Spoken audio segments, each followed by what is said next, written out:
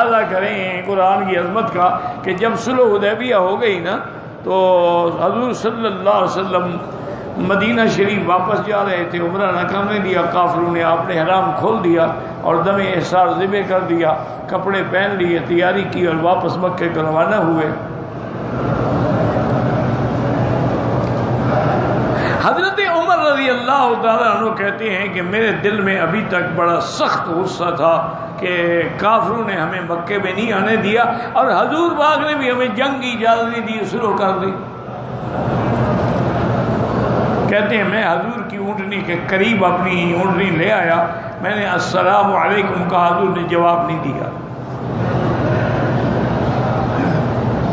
میں تھوڑی دیر صبر کیا، پھر میں نے سلام کیا، حضور نے پھر بھی جواب نہیں دیا۔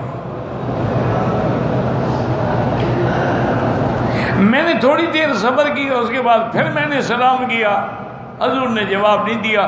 میں نے اپنی سواری کو روک لیا تاکہ دور ہو جاؤں اور میں نے کہا ثقلت کا امک یا عمر، کاش تیری ماں نے تیرا بوجھ نہ اٹھایا ہوتا، بہتر تھا تو پیدا ہی نہ ہوتا کہ دیکھ آج تو اللہ کا نبی ناراض ہے، تیرے سلام کا جواب نہیں دیتے۔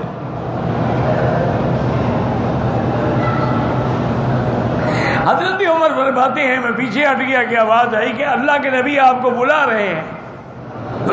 کہتے ہیں میں جلدی گیا، حضرت نے فرمایا عمر انزلت علیہ سورہ، آج مجھ پر اللہ نے ایک ایسی سورت اتاری ہے کہ اگر ساری دنیا کی بادشاہی مجھے مل جاتی مجھے خوشی نہ ہوتی جتنی یہ سورت سے ہوئی ہے۔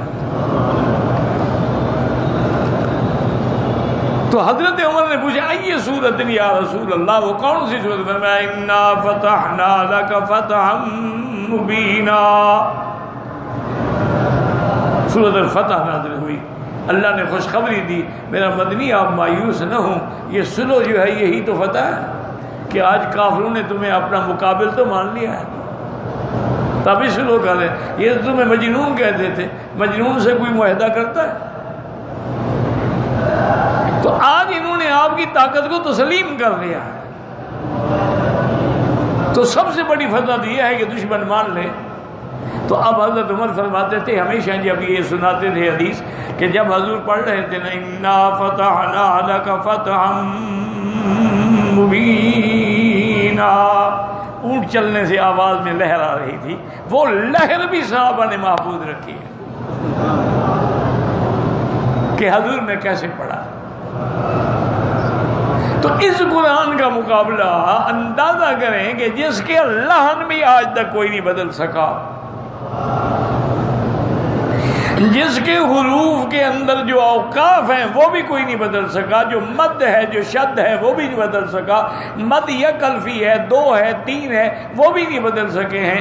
تو اب تو ان کو ایمان لے آنا چاہیے کہ بھی واقعی اللہ کا قرآن حق ہے۔